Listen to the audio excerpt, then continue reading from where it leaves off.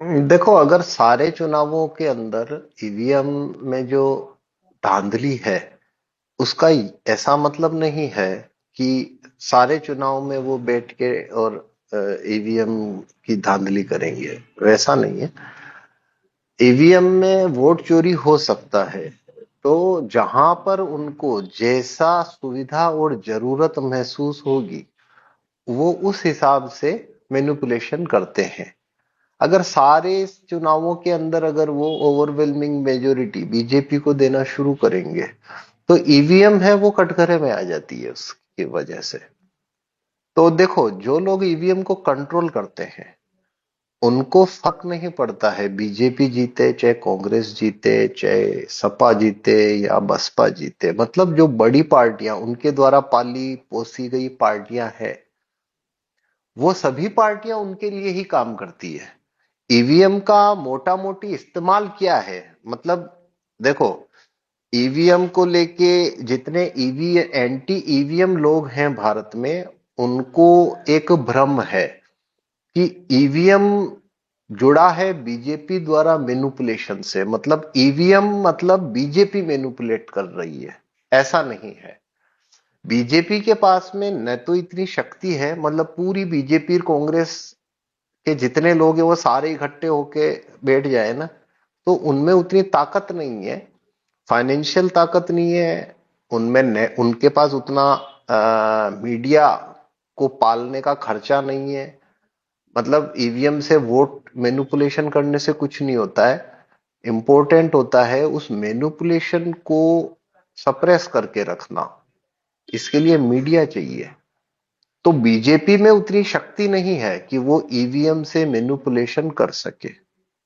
Manipulation जो होता है या जो ईवीएम को कंट्रोल करते हैं वो बीजेपी नहीं है, वो पेड मीडिया के प्रायोजक हैं। अब उसमें देशी विदेशी सभी धनिक आ गए, अमेरिकन धनिक जितने भी हैं वो आ गए, और हथियार निर्माता, दवाई दवाई कंपनियां चलाने वाले लोग, मिनरल माइंस के ठेके लेने वाली American elite, land holders, Indian elite, Ambani Tata वगैरह, ये सब। तो ये सब मिलके जिनके पास में मीडिया है, मीडिया ये लोग कंट्रोल करते हैं। जो मीडिया कंट्रोल करेगा ना वही ईवीएम में मैनिपुलेशन कर सकता है, और ईवीएम में धांधली के बावजूद 30 साल तक ईवीएम को किसी कंट्री में चला सकता है। बीजेपी के पास ताकत नहीं है कि वो ईवीएम को चला सके या उसे वो मैनेज कर सके। तो ये तो पहली बात है। तो जितनी रिकॉग्नाइज पार्टियां हैं भारत में, बीजेपी है, कांग्रेस है, सपा बसपा आम आदमी पार्टी और दूसरी जितनी रिकॉग्नाइज पार्टियां हैं, वो सभी रिकॉग्नाइज पार्टियां क्या है, वो पेड मीडिया के प्रायोजकों द्वारा खड़ी की गई है। तो उनको एक रोटेशन रखना होता है। मतलब ऐसा नहीं होता है पूरी भारत में सब सीटें बीजेपी को दे दो तो क्या होगा, एक जेन्युइन पॉलिटिकल अल्टरनेटिव खड़ा हो जाएगा बाद में। तो करना क्या होता है इसके लिए कि जैसे जितनी रिकॉग्नाइज पार्टियां हैं वो सबको एक रोटेशन के साथ में वो खेल में बना के रखते हैं। अगर कांग्रेस को पूरी तरह खत्म कर दे, अगर पूरी तरह खत्म कर दिया कांग्रेस को, तो एक दूसरा पॉलिटिकल अल्टरनेटिव खड़ा हो जाएगा। तो उसके लिए बारी बारी सबकी बारी। अब कांग्रेस जीत गई तो उससे पेड मीडिया के प्रायोजकों को क्या नुकसान होता है? कोई नुकसान नहीं होता है, क्योंकि कांग्रेस भी उनके लिए ही काम करेगी। बीजेपी जीत गई, वो भी उनके लिए काम करेगी। आम आदमी पार्टी जीतेगी तो वो भी उनके लिए काम करेगी। और शिवसेना जीत जाएगी तो वो भी उनके लिए ही करेगी, नीतीश भी उनके लिए ही करेगा, चंद्रबाबू नायडू भी उनके लिए ही करेगा।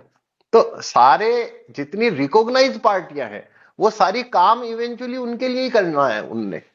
तो ईवीएम को चालू रखने के लिए ऐसा रणनीति से काम किया जाता है कि सभी मतलब ऐसा नजर नहीं आना चाहिए कि एक पार्टी हमेशा जीतती जा रही है। उससे एंटी ईवीएम मूवमेंट है वो खड़ा हो जाएगा और ईवीएम चला जाएगा। ईवीएम अगर चला गया उनके हाथ से तो छोटी पार्टियों को खत्म करने का जो मतलब ईवीएम, देखो ईवीएम उनका कौन सा पर्पस सर्व करता है? ईवीएम की सहायता से वो बीजेपी को जिताते हैं, ये उनका उद्देश्य नहीं है, ये पर्पस नहीं है कि वो ईवीएम चालू रखना चाहते हैं। ईवीएम को चालू रखने के पहले पर्पस नोट करो कि क्यों विदेशी, मतलब अमेरिकन और इंडियन एलीट ईवीएम चाहते क्यों है। तो अगर आपके दिमाग में या किसी एंटी ईवीएम व्यक्ति के दिमाग में यह बात है कि ताकि बीजेपी को जिता सके, तो ये बात ही गलत है। क्योंकि बीजेपी क्या है, मतलब एक कंपनी होती है, उसमें एक मालिक बैठा है, उसने 4 मैनेजर रखे हैं, 6 मैनेजर रखे हैं। ये वैसी हालत है कि पेड मीडिया के प्रायोजक ये सारी पार्टियां उनकी है। तो बीजेपी को जिताना ये उनका पर्पज नहीं है। ठीक है, तो पर्पज क्या है? तो पर्पज है, एक पर्पज क्या है, सिर्फ रिकॉग्नाइज पार्टियां, यानी कि जो पार्टियां उनके द्वारा खड़ी की गई है या उनके लिए काम करती है, वो ही पार्टियां सत्ता में बनी रहे। पहला पर्पज ये है उनका। तो इस खाते में बीजेपी, कांग्रेस और ये सब एक ही खाते में आती है, उनको कोई दिक्कत नहीं है, पहला। दूसरा है, जेन्युइन पॉलिटिकल अल्टरनेटिव खड़ा नहीं होना चाहिए। मतलब अगर ऐसी पार्टी खड़ी होना शुरू हो जाए भारत में, या ऐसी पार्टियां खड़ी होनी शुरू हो जाए जिन्हें उन्होंने स्पॉन्सर नहीं कर रखा, तो क्या होगा, उनकी ताकत बढ़ेगी, तो उनका नुकसान होना शुरू हो जाएगा, क्योंकि वो उनके एजेंडे पे काम नहीं करेंगे। तो अगर ईवीएम रहने से वो क्या करते हैं, छोटी पार्टियों को पनपने नहीं देते। तो पहला, रिकॉग्नाइज पार्टियां जो उनके द्वारा खड़ी की गई पार्टियां हैं, मीडिया द्वारा खड़ी की गई है, उन्हें सत्ता में बना के रखना, पहला पर्पज है। दूसरा पर्पज है, छोटी पार्टियां ना खड़ी हो सके। और पार्टियां खड़ी कैसे होती है, अगर उनका वोट काउंट बढ़ना शुरू होगा, अगर तो ज्यादा कार्यकर्ताओं की नजर में आना शुरू हो जाती है पार्टियां, तो ज्यादा लोग उससे जुड़ना शुरू करेंगे, तो छोटी छोटी पार्टियां राइज कर सकती है। ये दूसरा पर्पज है। तीसरा और सबसे इंपॉर्टेंट पर्पज है, जो रिकॉग्नाइज पार्टियां उनके कंट्रोल में है, उनके शीर्ष नेताओं की चोटी पकड़ के रखना। क्योंकि इतनी सारी पार्टियां हैं, कोई भी आदमी किसी भी समय बगावत कर दे, साजिश करने लग जाए, या कोई होशियारी दिखाने लगे, या पलटी मार मार दे, कुछ भी कर सकते हैं। तो ऐसे शीर्ष नेताओं को, मतलब उनकी गर्दन को दबा के रखना, अपने टांग के नीचे, जूते के नीचे लगा के रखना कि भाई हिला डुला तो 1 मिनट में सर कुचल देंगे हम तेरा। तो इससे क्या होता है, तो ईवीएम क्या करता है कि जो रिकॉग्नाइज पॉलिटिकल पार्टियां हैं, उनके शीर्ष नेतृत्व, जितने भी जो टॉप एपेक्स बॉडी है, उन लोगों को वो सुरक्षा प्रदान कर देते हैं कि भाई तुम्हारी सल्तनत या तुम्हारी दाल रोटी जो है वो चालू रहेगी, और वो ईवीएम से इसको सुनिश्चित करते हैं।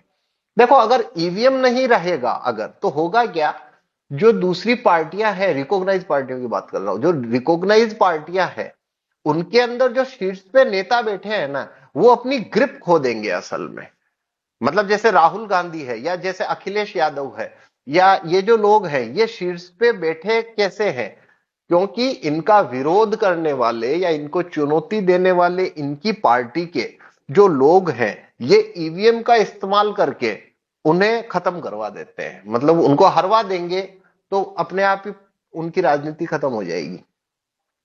उन्हीं लोगों को जिताएंगे जो लोग उनके, तो जैसे एक क्वेश्चन आता है, भाई राहुल गांधी है, वो ईवीएम के विरोध का ड्रामा क्यों करता है? तो ड्रामा ये करता है क्योंकि ईवीएम से उसे लाभ है। लाभ कौन सा है? ईवीएम ये सुनिश्चित करता है कि पार्टी, जो कांग्रेस पार्टी है, उसमें उसकी सल्तनत चालू रहेगी, उसे कोई चुनौती नहीं देने वाला है। जो चुनौती देगा वो ईवीएम का इस्तेमाल करके उसे फिट करवा देते हैं। यही स्थिति अखिलेश यादव के साथ है, यही स्थिति सबके साथ है। तो ये पूरा जो, इसका पूरा जो जाल है वो इस तरीके का है। ठीक है ना? तो इसलिए ये इररिलेवेंट हो जाता है कि भाई वहां कांग्रेस कैसे जीत गई, वहां पे बीजेपी कैसे हार गई। ये तो सब उनके उनकी योजना या उनकी नीति के का हिस्सा, नीति का हिस्सा है ये ऐसा नहीं है कि ये उनके खिलाफ हो गई बात। हम्म। धन्यवाद पवन जी।